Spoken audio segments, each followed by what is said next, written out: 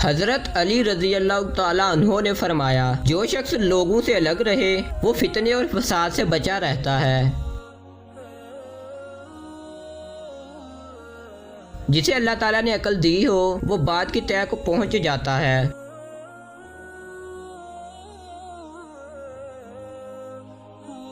جس شخص کو معرفت الہی حاصل ہو جائے وہ اپنے آپ کو دنیا سے روک لیتا ہے۔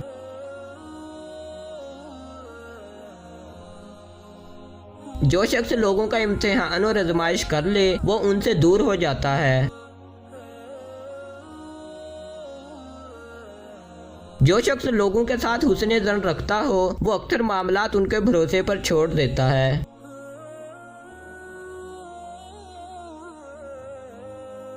جو شخص لوگوں کے ساتھ برا گمان رکھتا ہو وہ اپنا ہر ایک معاملہ خوب سوچ سمجھ کر کرتا ہے۔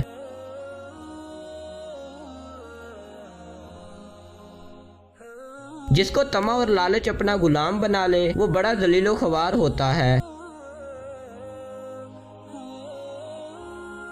جو شخص کسی بات کو سمجھنے کی کوشش کرتا ہے وہ اسے سمجھ ہی لیتا ہے۔ جو شخص اپنے آپ کو بڑا خیال کرتا ہے وہ بڑا ذلیل و خوار ہوتا ہے۔